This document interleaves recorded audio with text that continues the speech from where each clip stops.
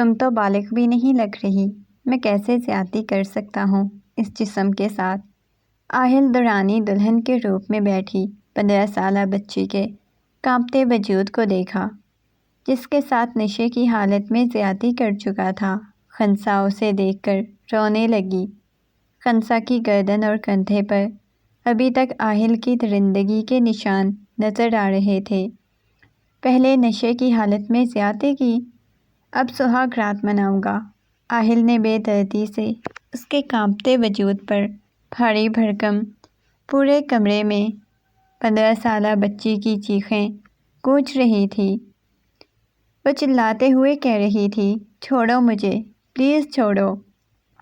کمرے میں بالکل اندھیرا تھا اور اسے اپنے وجود پر کسی کے سخت ہاتھ محسوس ہو رہے تھے۔ خنسا کی جان نکلی جا رہی تھی۔ وہ نہیں جانتی تھی کہ اس کے ساتھ کیا ہو رہا ہے، لیکن اس کی چیخیں کمرے کی در و دیوار سے ٹکرا رہی تھیں۔ رو رو کر اس نے بہت بری حالت بنائی ہوئی تھی، لیکن اس شخص نے ایک دم سے اس کا دوپٹہ اتار کر اسے دور پھینکا تو وہ نفی میں سر ہلاتے ہوئے بولی، نہیں، تم میرے ساتھ ایسا نہیں کر سکتے، خدا کے لیے مجھ سے دور رہو۔ اگر تم میرے پاس آؤ گے تو میں اپنی جان لے لوں گی۔ میرے پاس آنے کی کوشش مت کرنا۔ وہ چیخ رہی تھی اور اس کی چیخوں نے کمرے کی در و دیوار کو ہلا کے رکھ دیا تھا۔ اچانک ہی اس شخص نے کہا، خبردار جو مجھ سے دور جانے کی کوشش کی۔ کمرے کی ہلکی ہلکی روشنی میں وہ شخص کا چہرہ اچھی طرح دیکھ چکی تھی۔ وہ کون تھا؟ پلیز چھوڑ دو مجھے۔ اچانک اس شخص نے پکڑ کر اسے وہاں پر پڑے ہوئے بیڈ کی طرف دھکا دیا اور اپنی شرٹ کے بٹن کھولنے لگا۔ نہیں، پلیز ایسا مت کرنا، پلیز، یہ تم کیا کرنے لگے ہو؟ وہ گھبرا رہی تھی، ڈر بھی رہی تھی، کیونکہ آج سے پہلے اس نے کبھی ایسے کسی مرد کا رویہ نہیں دیکھا تھا۔ اس کی چیخیں ہر طرف گونج رہی تھیں۔ اچانک اس شخص نے اس کی قمیض پر ہاتھ ڈالا اور اسے کھینچا جو پھٹ چکی تھی۔ وہ خود کو چھپانے کی کوشش کرنے لگی۔ وہ محض 15 سال کی بچی تھی۔ پہلے تو نہیں سمجھ پائی تھی کہ وہ کیا کرنے لگا ہے، لیکن اب اسے کچھ سمجھ آنے لگی تھی۔ وہ اپنی عزت بچانے لگی تھی، اپنی عزت کی بھیک مانگنے لگی تھی۔ اس کی ماں نے تو ہمیشہ اسے 7 پردوں میں چھپا کے رکھا تھا۔ نہ جانے کیسے وہ اس درندے کے ہاتھ لگ چکی تھی۔ وہ خود بھی نہیں جانتی تھی وہ یہاں تک کیسے پہنچی ہے۔ اس شخص نے اٹھا کر گلدان اس 15 سالہ خنسا کے سر میں مارا اور اسے ہر چیز اپنی آنکھوں کے سامنے گھومتی ہوئی نظر آنے لگی۔ آنکھوں میں سے پانی بہنے لگا، پیشانی سے رستا ہوا خون محسوس ہو رہا تھا، لیکن اس شخص کی سخت گرفت اسے اپنے وجود پر محسوس ہو رہی تھی۔ وہ خود کو چھڑانا چاہ رہی تھی، لیکن وجود میں اٹھتی ہوئی درد کی ٹیسیں اذیت اور تکلیف میں مبتلا کر رہی تھی۔ وہ دھیرے دھیرے بے ہوشی کی حالت میں جا رہی تھی، لیکن ڈر اور خوف اس کی آنکھوں میں واضح تھا۔ آنکھیں بند ہو چکی تھیں۔ نیم بے ہوشی کی حالت میں بھی وہ اس کے جلتے ہوئے ہاتھ اپنے وجود پر محسوس کر سکتی تھی، جو اسے اذیت اور تکلیف دے رہے تھے۔ وہ خود کو چھڑانا چاہ رہی تھی، لیکن چھڑا نہیں پا رہی تھی۔ مکمل طور پر بے ہوش ہو گئی، اسے کوئی ہوش نہیں رہی۔ جب اسے ہوش آئی تو اس نے خود کو کسی مخملی بستر پر پایا۔ نرم گرم سے بستر پر اسے اپنے وجود سے اٹھتی ہوئی درد کی ٹیسیں محسوس ہو رہی تھی۔ بہت زیادہ خوف محسوس ہونے لگا۔ اس نے اپنے چہرے سے کمبل ہٹایا تو وہ بہت خوبصورت سا کمرہ تھا۔ نہ جانے یہ کس کا کمرہ تھا۔ ان کے پورے گاؤں میں ایسا گھر بھی کسی کا نہیں تھا جہاں پر وہ ہوتی، لیکن اس وقت وہ کہاں پر تھی؟ دل یوں تھا جیسے کسی نے مٹھی میں مسل دیا ہو۔ بار بار وہ سب کچھ اس کی آنکھوں کے سامنے گھومنے لگا۔ وہ بالکل کسی بے جان مجسمے کی طرح بیٹھی ہوئی تھی۔ بابا جانی، آپ نے مجھے بلایا تھا؟ آہل لاؤنج میں داخل ہوتے ہوئے بولا۔ کبیر صاحب غصے میں اٹھے اور آہل کی طرف آئے۔ جس انداز میں وہ آہل کی طرف آ رہے تھے، آہل نہ سمجھی کے عالم میں اپنے بابا کی طرف دیکھنے لگا۔ اس کے مقابل آ کھڑے ہوئے اور زوردار تماچا آہل کے منہ پہ رسید کیا۔ یہ شاید آہل کے ہوش و حواس میں پہلی دفعہ اسے اپنے باپ سے اتنی زور کا تماچا لگا تھا۔ وہ ہونکوں کی طرح اپنے باپ کی طرف دیکھنے لگا۔ اپنی گال پہ اس نے ہاتھ رکھا ہوا تھا۔ اس نے چاروں اطراف دیکھا۔ سارے ملازم بھی کھڑے ہوئے تھے، باقی حویلی والے بھی تھے۔ کبیر صاحب کے اشارے پر ملازم وہاں سے چلے گئے، لیکن آہل کو یوں لگا جیسے کسی نے اسے بھرے بازار میں ننگا کر دیا ہو۔ بابا جانی، یہ کیا تھا؟ وہ غصے میں چلاتے ہوئے بولا۔ اس سے پہلے کہ وہ مزید کچھ کہتا، انہوں نے کہا، خبردار، جو تم نے کوئی بکواس کرنے کی کوشش کی، تمہیں اپنا بیٹا کہتے ہوئے مجھے شرم محسوس ہو رہی ہے کہ میں تمہارا باپ ہوں اور تم اس گاؤں کے ہونے والے سردار ہو۔ بابا جانی، کیا ہوا ہے؟ میں نے کسی یتیم بچی کے ساتھ کیا کر دیا ہے؟ کم از کم مجھے بھی تو کچھ پتہ چلے۔ وہ غصے میں بولا تھا۔ کبیر صاحب نے خونخوار نگاہوں سے اس کی طرف دیکھا اور بولے، تم نے جس بچی کے ساتھ کل رات زیادتی کی ہے، جانتے بھی ہو وہ کس حال میں ہے؟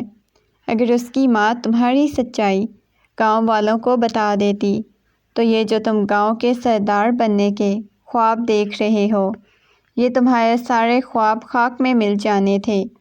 جانتے بھی ہو کتنی مشکل سے اس کی ماں کو منایا ہے کہ اس بارے میں گاؤں میں سے کسی کے سامنے ذکر نہ کرے، لیکن اب تمہیں اس 15 سالہ بچی کے ساتھ نکاح کرنا ہوگا جس کے ساتھ تم نے زیادتی کی ہے، جسے تم نے اپنی ہوس کا نشانہ بنایا ہے۔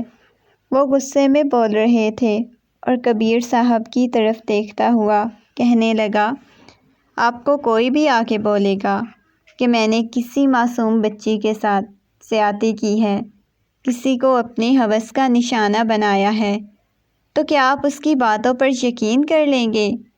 آہل غصے میں چلاتا ہوا بولا، لیکن وہ غصے میں اسے خاموش کروا چکے تھے۔ اب تمہیں اس بچی کے ساتھ نکاح کرنا ہوگا۔ اگر تم ایسا نہیں کرو گے تو اس کی ماں سارے گاؤں والوں کو بتا دے گی، اور پھر تم جانتے نہیں ہو یہ جو تم گاؤں کے سردار بننے کے خواب دیکھ رہے ہو، یہ کیسے چکنا چور ہو جائیں گے۔ کبیر صاحب اس وقت نفرت بھری نگاہوں سے اپنے بیٹے کی طرف دیکھ رہے تھے، اور وہ پہلی دفعہ اپنے باپ کی ایسی نگاہیں اپنے اوپر محسوس کر رہا تھا۔ اسے بہت زیادہ غصہ آیا ہوا تھا۔ اس نے کتنی محنت کی تھی، کتنا وقت لگا تھا اسے گاؤں والوں کا دل جیتنے میں۔ اب اگر ایسے میں کسی چھوٹی سی غلطی کی وجہ سے وہ گاؤں کا سردار نہیں بن سکے گا تو اس کے لیے یہ ساری عمر کا پچھتاوا رہے گا۔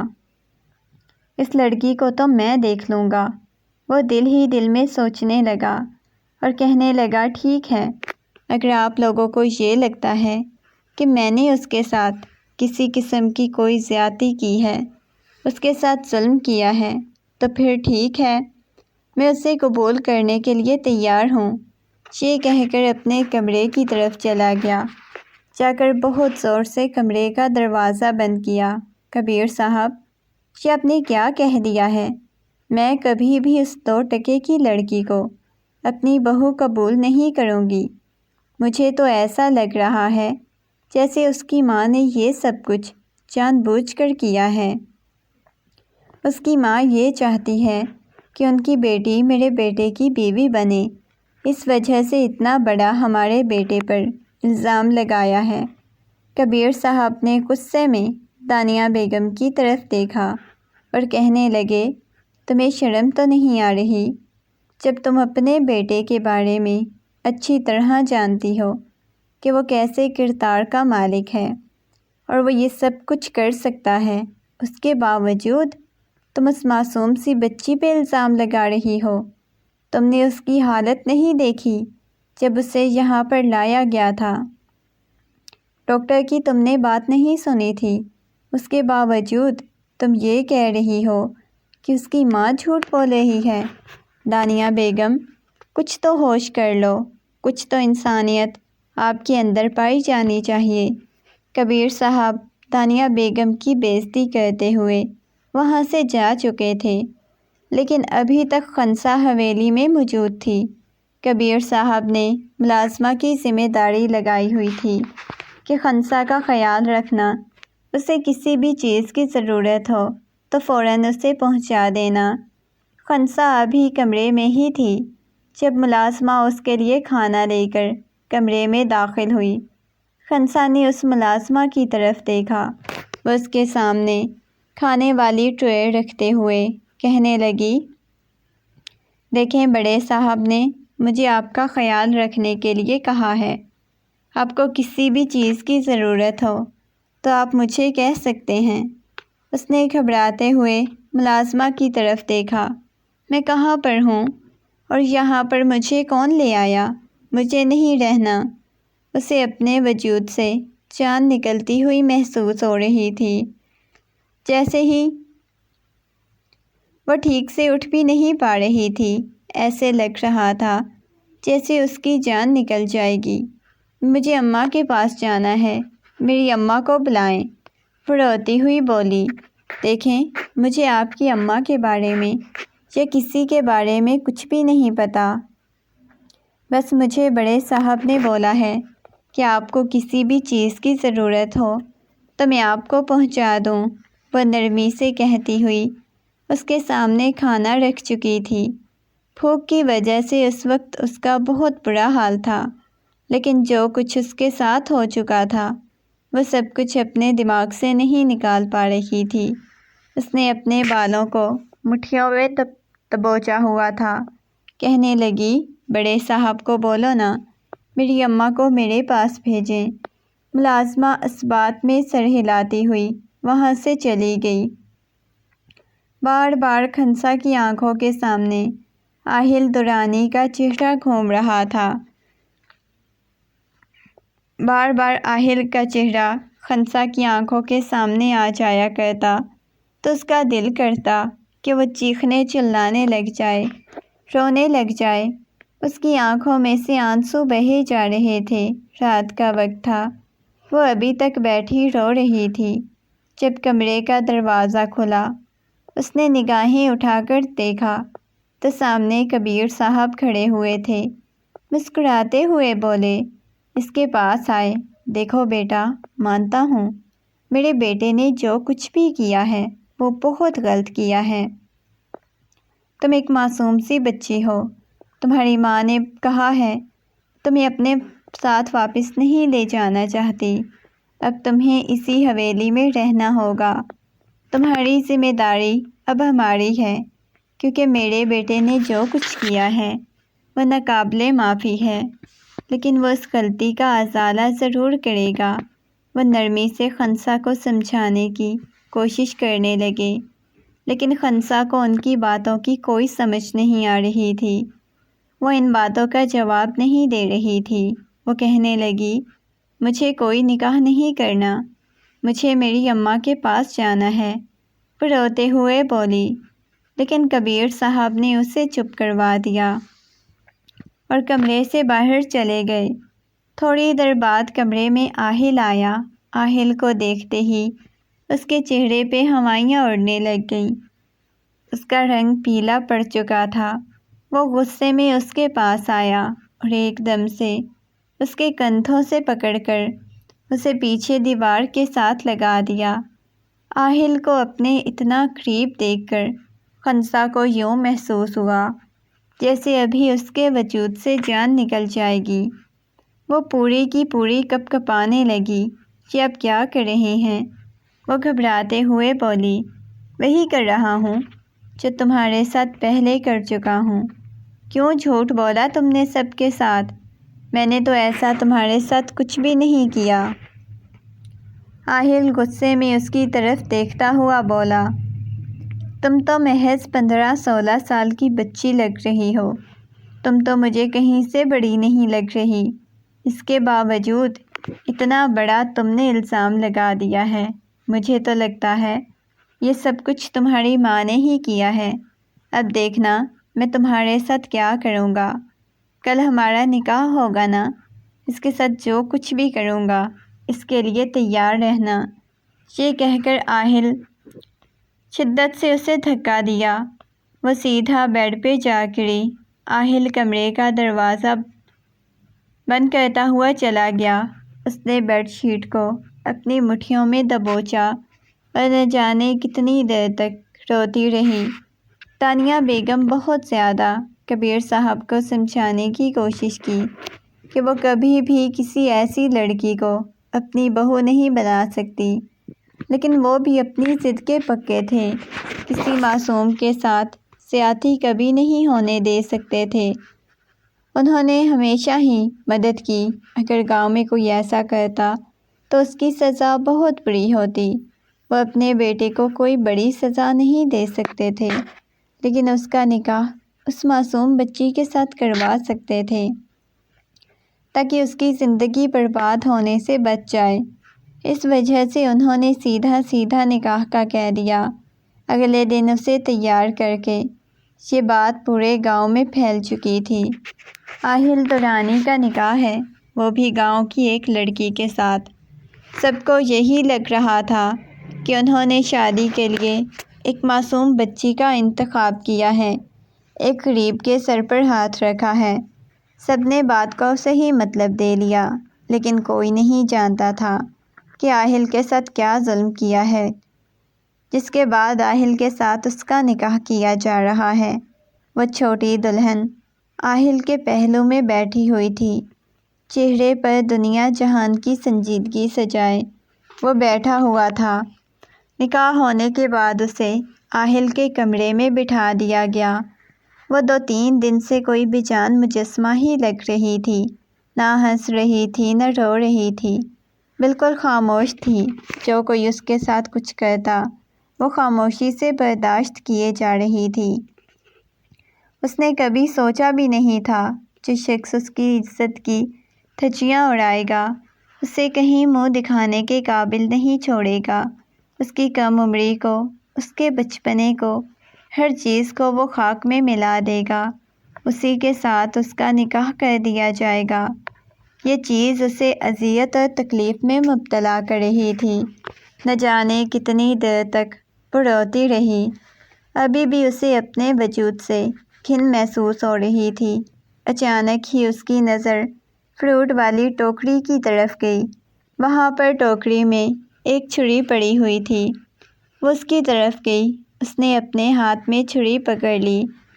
اسے کمرے کا دروازہ کھلا، اس کے ہاتھ میں چھری دیکھ کر آہل فوراً سے غصے میں اس کے پاس آیا، ایک دم سے چھری لے کر اسے پیچھے بیڈ کی طرف دھکا دیا۔ خبردار، جو تم نے خود کو نقصان پہنچانے کی کوشش کی یا کوئی ایسی الٹی حرکت کرنے کی کوشش کی، ورنہ مجھ سے برا کوئی نہیں ہوگا۔ یہ کہہ کر اس کے بازو سے پکڑ کر پیچھے بیڈ کے ساتھ لگا دیا۔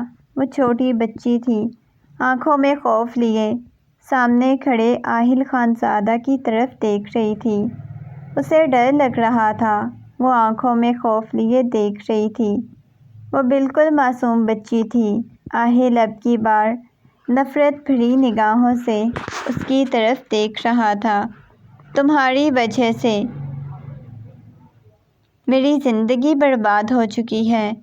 میں نے تمہیں کچھ کہا بھی نہیں، اس سے پہلے تم یہ حرکت کرنے لگی، شرم آنی چاہیے۔ اتنی چھوٹی سی عمر میں اتنی زیادہ چالاک ہو تم۔ وہ غصے میں بول رہا تھا، لیکن وہ آہل کی باتیں کہاں سمجھ رہی تھی۔ آہل نے دلہن کے روپ میں بیٹھی ہوئی 15 سالہ بچی کے وجود کو دیکھا۔ میں نے نشے کی حالت میں تمہارے ساتھ زیادتی کی تھی نا، یہی بات تمہاری ماں نے آ کر میرے باپ کو بولی تھی۔ تو کیوں نہ ایک دفعہ پورے ہوش و حواس میں تمہارے ساتھ کچھ کر دوں۔ جس انداز میں اس کو دیکھتا ہوا بولا، وہ مزید خوف سے کانپنے لگی۔ نفی میں سر ہلاتے ہوئے پیچھے کی طرف ہونے لگی۔ آہل اپنی قمیض کے بٹن کھولتا ہوا اسے اتار کر دور پھینک چکا تھا۔ وہ آہل کی طرف دیکھتے ہوئے مزید ڈر رہی تھی۔ رعبدار شخصیت والا شخص، وہی آنکھوں میں غصہ اور ہوس، وہی نفرت، یہ سب کچھ خنسا نے اس کے چہرے پر دیکھا تھا۔ آہل نے ایک دم سے اس کا دوپٹہ اتار کر دور پھینکا تو اچانک آہل کی نظر اس کی گردن کی طرف گئی، جہاں پر پہلے ہی نشان بنے ہوئے تھے، اور وہ نشان آہل کو مزید غصہ دلا رہے تھے۔ آہل نے ایک دم سے اس کے جبڑے کو دبوچ لیا۔ اب شاباش، مجھے بتاؤ، یہ سب کچھ کس نے کیا ہے؟ نشے کی حالت میں کم از کم سامنے بیٹھی لڑکی کا تو لحاظ کر لیتا ہوں۔ مجھے معلوم ہے میں کبھی بھی کسی 15 سالہ بچی کے ساتھ ایسا نہیں کر سکتا۔ تم 15 سال کی ہو، لیکن تم بہت زیادہ چالاک ہو۔ مجھے بتاؤ، یہ سب کچھ کس نے تمہارے ساتھ کیا؟ وہ غصے میں پوچھ رہا تھا، لیکن آہل اس کی کسی بات کا وہ جواب نہیں دے رہی تھی، کپکپا رہی تھی۔ اس کے لب بھی کانپ رہے تھے۔ آہل کی نگاہیں اس کے کانپتے ہوئے لبوں پر ٹکی ہوئی تھی۔ سرخ رنگ کی لپسٹک یہاں پر لگی ہوئی تھی، آنکھوں میں سے بہنے والے موٹے موٹے آنسو آہل خانزادہ کو زج کر رہے تھے۔ اچانک آہل نے اس کے جبڑے کو دبوچ لیا۔ میں تم سے کچھ پوچھ رہا ہوں، میرے سوال کا جواب تو بتاؤ۔ یہ سب کچھ کس نے کیا ہے؟ آپ نے کیا ہے، اور کس نے کرنا ہے؟ وہ روتے ہوئے اپنے وجود کو ڈھانپنے لگی۔ اس نے دوپٹہ اٹھایا اور اپنے گرد لپیٹ لیا۔ آہل سے خود کو چھپا رہی تھی۔ اچھا، تمہیں لگتا ہے میں نے تمہارے ساتھ زیادتی کی؟ تمہیں معلوم ہے وہ ہوتی کیا ہے، کیسے ہوتی ہے؟ ہاں تو تمہیں پتہ چل ہی چکا ہے، لیکن آہل درانی کے بارے میں ابھی تم جانتی نہیں ہو کہ میں چیز کیا ہوں۔ یہ جو تمہارے وجود پر پہلے سے نشان ہیں، انہیں ختم کرنے کے لیے میں کسی حد تک بھی چلا جاؤں گا، اور تمہاری عمر کا لحاظ بھی نہیں کروں گا۔ اسے خنسا سے نفرت محسوس ہو رہی تھی۔ وہ اس کے پاس جانے لگا، اسے پیچھے بیڈ کی طرف دھکا دیتا ہوا اس کے اوپر جھکا تو وہ آہل کے بھاری بھرکم وجود کو اپنے اوپر سے ہٹانے کی کوشش کرنے لگی۔ وہ 15 سال کی بچی جی جان سے کپکپانے لگی۔ اس کا لرزتا ہوا وجود دیکھ کر آہل اسے دور ہوا تو وہ روتے ہوئے کہنے لگی، خدا کے لیے میرے پاس مت آئیں۔ اس نے دونوں ہاتھ آہل کے سامنے جوڑ دیے۔ پلیز مجھے مت چھوئیں، میرے پاس مت آئیں، میں مر جاؤں گی۔ وہ سسکتے ہوئے بول رہی تھی، اور آہل حیرت سے اس کی طرف دیکھے جا رہا تھا۔ میں نے جب تمہارے ساتھ زیادتی نہیں کی، زبردستی نہیں کی، تو تمہاری ماں کیوں مجھے بدنام کرنے کی بات کرتی ہے؟ اگر میں تمہارے ساتھ نکاح نہیں کروں گا تو مجھے بدنام کر دے گی۔ تو جب الزام لگ چکا ہے، میری بیوی بن چکی ہو، تو میں کیوں تمہاری عمر دیکھوں؟ تم تو بڑی ہو، تمہارے ساتھ تو مناؤں گا۔ وہ مسکراتے ہوئے بول رہا تھا۔ اس کی مسکراہٹ سے بھی وہ ڈر رہی تھی، خوف کھا رہی تھی۔ اپنی شرٹ کو اتار کر دور پھینکتا ہوا اس کے اوپر جھک چکا تھا۔ اس کا پورا وجود کپکپانے لگا۔ اس کے سینے پہ ہاتھ رکھتے ہوئے اسے دور کرنے کی کوشش کرنے لگی، لیکن اس کی گردن پر بنے ہوئے نشان اسے غصہ دلا رہے تھے۔ وہ نشانوں کو خونخوار نگاہوں سے دیکھ رہا تھا۔ پلیز جانے دیں۔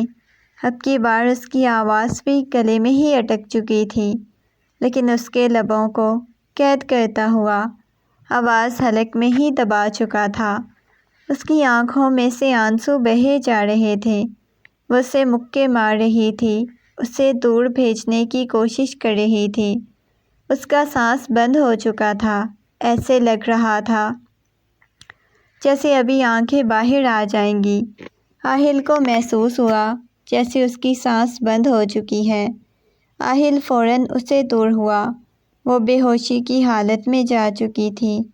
اسے یوں بے ہوش ہوتا دیکھ کر آہل بھی تھوڑا پریشان ہو گیا۔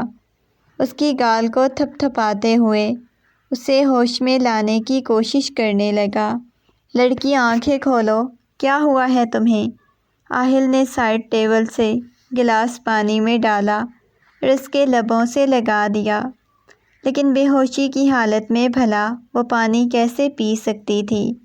آہل مسلسل اس کی گال کو تھپ تھپاتے ہوئے اسے ہوش میں لانے کی کوشش کر رہا تھا۔ اس کے ہاتھوں پاؤں کو سہلا رہا تھا۔ کافی وقت بعد اسے ہوش آیا۔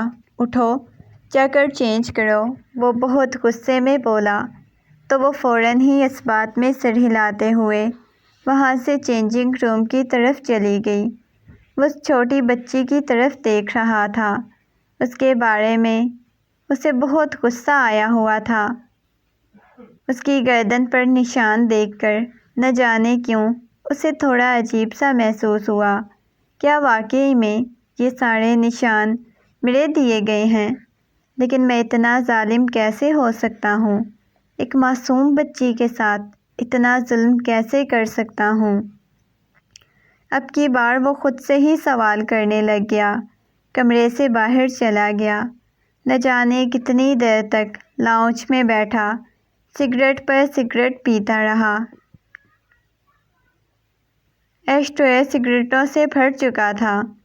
آہل ابھی کمرے میں جانے کے بارے میں سوچ ہی رہا تھا جب اسے کمرے سے چیخوں کی آواز آئی۔ وہ پریشان ہو گیا۔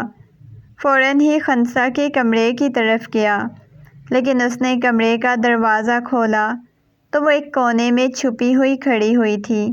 اسے دیکھتے ہی آہل فوراً سے اس کے پاس آیا۔ خنسا، کیا ہوا ہے تمہیں؟ وہ کھڑکی کی طرف اشارہ کر رہی تھی۔ آہل فوراً کھڑکی کی طرف گیا، نیچے دیکھنے لگا، لیکن وہاں پر تو کوئی بھی نہیں تھا۔ آہل دھیرے سے اس کے پاس گیا۔ کیا ہوا ہے؟ کون تھا؟ بتاؤ مجھے، اس کی گال پہ ہاتھ رکھتا ہوا بولا، لیکن خنسا خوف بھری نگاہوں سے آہل کی طرف دیکھ رہی تھی تو کبھی کھڑکی کی طرف دیکھتی۔ خنسا، مجھے بتاؤ کون تھا؟ اب کی بار نرمی سے بولا۔ آپ تھے۔ وہ پریشان ہو گیا۔ پاگل ہو گئی ہو کیا؟ تمہارا دماغ خراب ہو گیا ہے؟ مجھے لگتا ہے ذہنی طور پر پاگل ہو، اس وجہ سے ہر جگہ تمہیں میں ہی نظر آتا ہوں۔ یہ کہہ کر اس کے بازو سے پکڑتا ہوا لا کر بیڈ پر بٹھا دیا۔ یہاں پر سکون سے سو جاؤ۔ اب مجھے دوبارہ تمہارے رونے کی یا چیخنے کی آواز نہ آئے، ورنہ مجھ سے برا کوئی نہیں ہوگا۔ آہل نہ جانے کیسے اپنے جذبات پر قابو پائے ہوئے تھا۔ وہ لڑکی اس کے پاس تھی، اس کے بہت قریب تھی، لیکن وہ اس کی کم عمری کا لحاظ کر کے اسے چھوڑ چکا تھا، لیکن چھوڑنے کا دل بالکل نہیں کر رہا تھا۔ دل میں بہت سارے جذبات امڈ آئے تھے۔ وہ اس کی بیوی تھی۔ اپنی شادی سے لے کر اس نے نہ جانے کتنا کچھ سوچا ہوا تھا، کتنے خواب سجائے ہوئے تھے، لیکن سب کچھ خاک میں مل گیا تھا۔ وہ سب کچھ چکنا چور ہو گیا تھا۔ وہ سکون کی نیند سو رہی تھی، لیکن رات بھر آہل کو نیند نہیں آئی۔ صبح ڈائننگ ٹیبل پر بیٹھا ہوا تھا۔ ساتھ بیٹھی ہوئی خنسا بالکل ڈری سہمی سی تھی، ناشتہ بھی نہیں کر رہی تھی۔ کبیر صاحب کہنے لگے، بیٹا کیا ہوا ہے؟ آپ ناشتہ کیوں نہیں کر رہی ٹھیک سے؟ اس نے کچھ کہا ہے کیا آپ کو؟ وہ بہت محبت سے پوچھ رہے تھے، اور یہ دیکھ کر دانیہ بیگم نے غصے میں گھور کر کبیر صاحب کی طرف دیکھا اور بولی، آپ کو بہت زیادہ اس لڑکی سے ہمدردی ہو رہی ہے نا؟ اپنے بیٹے کی زندگی میں شامل کر کے بلا وجہ آپ نے اپنے بیٹے کی زندگی خراب کر دی۔ کبیر صاحب اب خاموش ہو گئے۔ بیٹا دیکھو، خنسا کو بہت محبت سے رکھنا، اس کے ساتھ کسی قسم کا ایسا بیہیو مت کرنا جس کی وجہ سے گاؤں والوں کے سامنے تمہیں جھکنا پڑے۔ یہ سن کر آہل ایک دم سے اٹھا، کرسی کو ٹھوکر مارتا ہوا چلا گیا۔ وہ بولا، آپ لوگوں کو اس بات کی سمجھ کیوں نہیں آتی؟ میں نے اس لڑکی کے ساتھ کچھ بھی نہیں کیا۔ میں نہیں اتنا ظالم ہو سکتا، میں اسے نہیں نوچ سکتا۔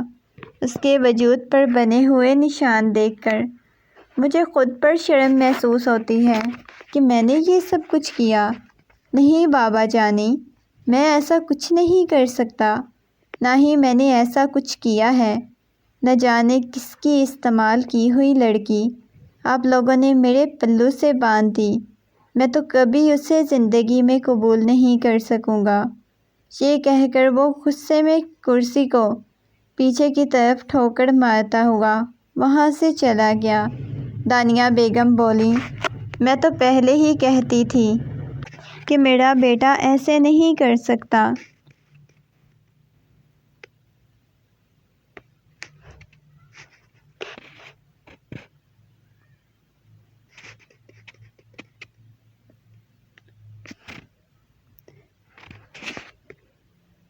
خود اس لڑکی نے کسی کے ساتھ کچھ کیا ہوگا۔ ان کی باتوں کی سمجھ نہیں پا رہی تھی، بس نگاہیں جھکائے بیٹھی ہوئی تھی۔ اس سے پہلے کہ دانیہ بیگم مزید اس کے بارے میں کچھ کہتی، کبیر صاحب نے اسے کمرے میں بھیج دیا۔ وہ اس بات میں سر ہلاتی ہوئی کمرے میں داخل ہوتے ہی کمرے کا دروازہ بند کیا۔ وہ ڈری سہمی سی جا کر بیڈ پر بیٹھ گئی، آنکھیں بند کی تو پھر سے وہی رات اور آہل خانزادہ کا چہرہ اس کی آنکھوں کے سامنے آنے لگ گیا۔ کس قدر دوگلے ہیں، کتنی آسانی سے آپ جھوٹ بول لیتے ہیں، مجھے برباد کر دیا، اوپر سے آپ جھوٹ بھی بول رہے ہیں، کتنے آپ برے ہیں۔ وہ روتے ہوئے اپنے گھٹنوں پر سر رکھے ہوئے بول رہی تھی۔ اچانک چکراتے ہوئے وہیں بے ہوش ہو گئی۔ آہل جب کمرے میں داخل ہوا تو اسے بے ہوش دیکھ کر اب کی بار پھر سے پریشان ہو گیا۔ کسی مصیبت سے میں پھنس گیا ہوں، اٹھو، آنکھیں کھولو۔ اب کی بار ایک دفعہ پھر سے اٹھانے کی کوشش کر رہا تھا، لیکن اب کی بار وہ جانتا تھا کہ ہوش نہیں آئے گی۔ فوراً اپنے بازوؤں میں اٹھایا اور لا کر اسے گاڑی میں رکھ چکا تھا۔ اس کے چہرے پر دنیا جہان کی معصومیت چھائی ہوئی تھی۔ وہ اس وقت خنسا کو کسی بھی گاؤں کے ہسپتال میں نہیں لے جانا چاہتا تھا، کیونکہ یہ بات فوراً ہی گاؤں میں پھیل جانی تھی۔ اس وجہ سے اسے لے کر شہر آ گیا۔ شہر آتے ہی اسے ایمرجنسی وارڈ میں لے گیا۔ ڈاکٹر چیک اپ کرنے کے بعد کبھی آہل کی طرف دیکھتی تو کبھی اس بچی کی طرف دیکھتی۔ اب کی بار ڈاکٹر کے چہرے پر چھائی ہوئی پریشانی دیکھ کر آہل تھوڑا پریشان ہو گیا۔ نرمی سے پوچھنے لگا، ڈاکٹر بتائیں کیا ہوا ہے؟ وہ کہنے لگی، کیا لگتے ہیں آپ ان کے؟ جی یہ میری وائف ہیں۔ وہ مسکراتے ہوئے بولا، اوہ، آپ اتنی چھوٹی سی عمر میں ایک تو لڑکی کے ساتھ شادی کر لیتے ہیں، خود اتنے بڑے ہوتے ہیں اور ان میچور لڑکیوں کے لیے آتے ہیں، پھر آپ لوگوں سے صبر نہیں ہوتا، ان سے دور نہیں رہ سکتے۔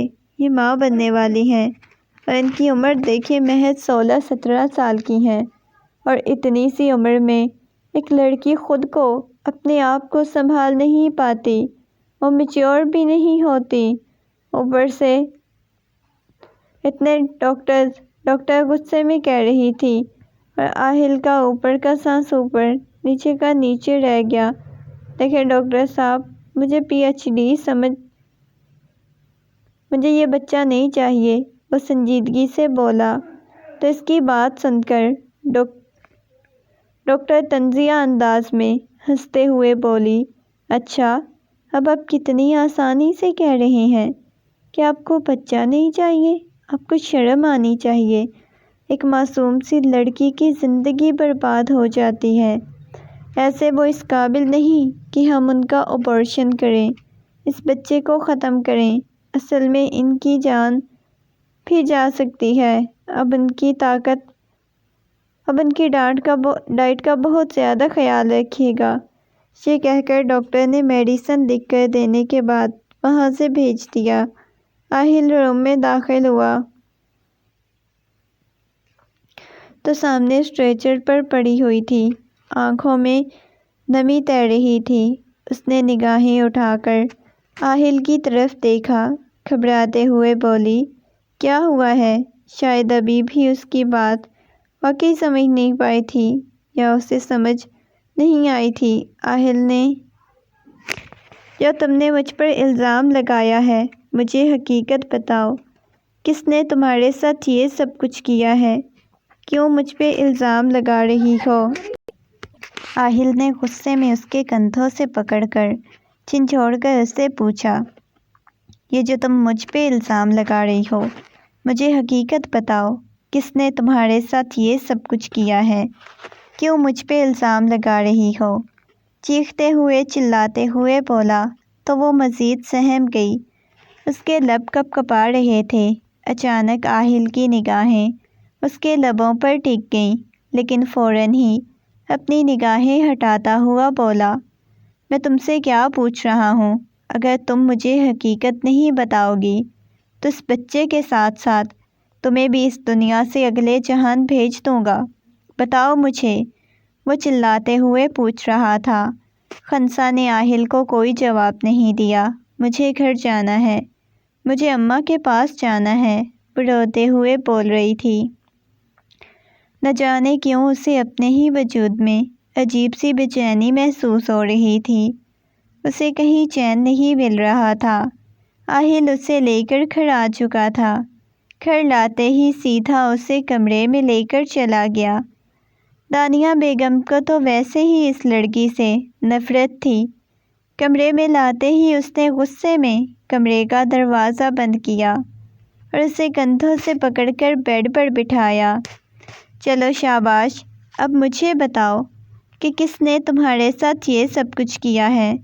میں آرام سے اور نرمی سے پوچھ رہا ہوں۔ اگر نہیں بتاؤ گی تو برا پیش آؤں گا۔ اس کی بات سن کر خنسا ڈر رہی تھی، پیچھے کی طرف ہو رہی تھی۔ خنسا، میں تم سے کچھ پوچھ رہا ہوں۔ اتنے ٹائم میں اس نے پہلی دفعہ خنسا سے اتنی محبت سے بات کی تھی۔ خنسا، مجھے بتاؤ نا۔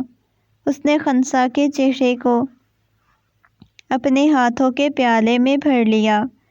نہ جانے کیوں اسے اب خنسا سے ہمدردی محسوس ہو رہی تھی۔ وہ بہت معصوم لڑکی لگ رہی تھی۔ اس کی آنکھوں میں اس قدر معصومیت چھائی ہوئی تھی۔ نہ جانے کتنی دیر تک وہ خنسا کی طرف دیکھتا رہا۔ وہ ڈر رہی تھی، وہ جانتا تھا کہ حقیقت کچھ اور ہے۔ خنسا اسے بتانا نہیں چاہتی۔ بتاؤ آہل، کبھی نہیں ایسا ہو سکتا۔ آہل کبھی بھی کسی معصوم بچی کے ساتھ ایسا نہیں کر سکتا۔ تم ایک بچی ہو، مجھے بتاؤ نا، کون تھا وہ نرمی اور محبت سے پوچھ رہا تھا، لیکن وہ ابھی بھی ڈر رہی تھی، خوف کھا رہی تھی۔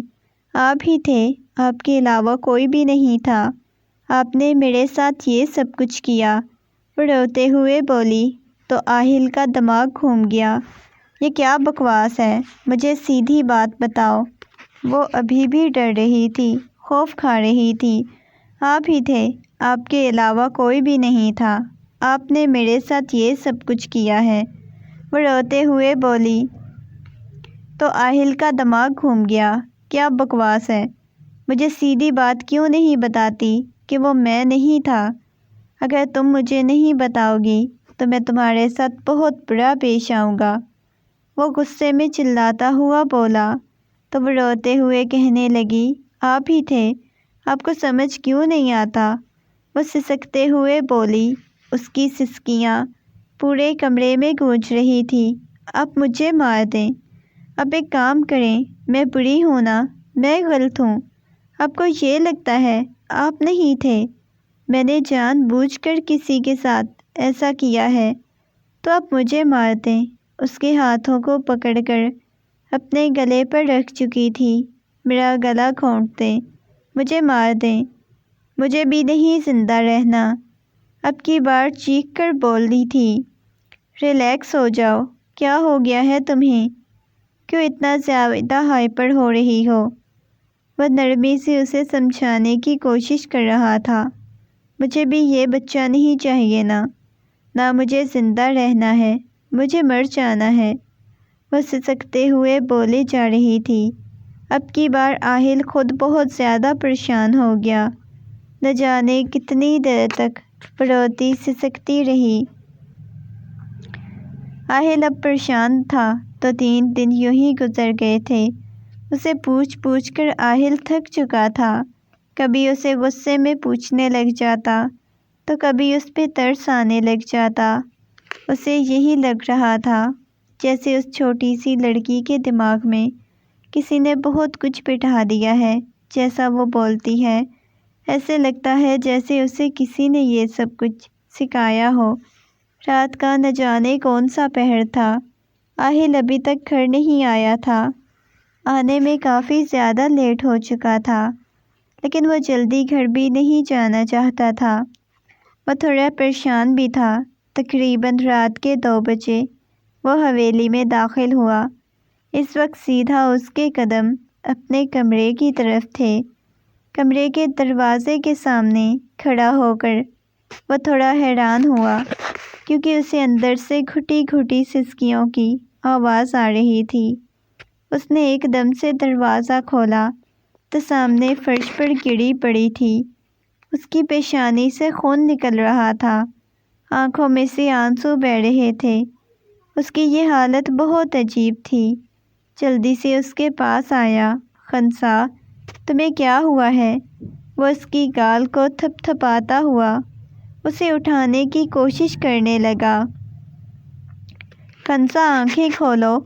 وہ محبت سے اس کی گال کو سہلاتا ہوا اسے اٹھا رہا تھا، لیکن وہ لڑکی نہیں اٹھی۔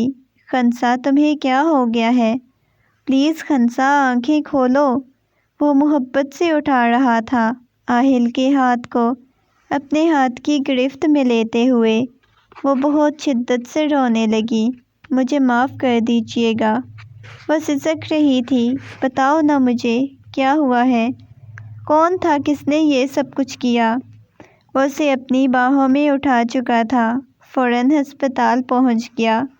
ہسپتال آتے ہی ڈاکٹر نے بتایا کہ اس کی کنڈیشن بہت سیریس ہے۔ اس کا مس کیریج ہو گیا، جس کی وجہ سے ان کی حالت بہت خراب ہے۔ وہ پریشان تھا۔ آج آہل کو احساس ہوا تھا اس لڑکی کے ساتھ کوئی مسئلہ تھا، کچھ تو ایسا تھا جس کی وجہ سے وہ اتنی اذیت اور تکلیف میں مبتلا تھی۔ آہل کو یقین تھا کسی نے اس کے ساتھ کچھ کیا ہے۔ جو کچھ بھی کیا تھا کسی اور نے نہیں کیا تھا۔ اس کی ماں سے ملنا چاہتا تھا، لیکن گاؤں جا کر اس سے معلوم ہوا کہ اس کی ماں تو گاؤں سے اسی دن چلی گئی تھی جس دن اس نے اس کے ساتھ نکاح کیا تھا۔ اب تو اور زیادہ پریشان ہو گیا۔ خنسا کو کافی ٹائم بعد ہوش آئی، لیکن وہ بالکل کسی بے جان مجسمے کی طرح تھی۔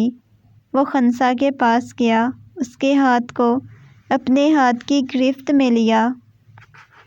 خنسا، مجھے بتاؤ کس نے یہ سب کچھ کیا تھا؟ اب چھوٹی بچی ہو، اب مجھے بتا دو گی تو میں کچھ بھی نہیں کہوں گا، پلیز مجھے بتاؤ۔ کہنے لگی، نہیں، میں آپ کو سچ نہیں بتاؤں گی، وہ مجھے مار دے گا، میرے گھر والوں کو بھی مار دے گا۔ خنسا روتے ہوئے بولی۔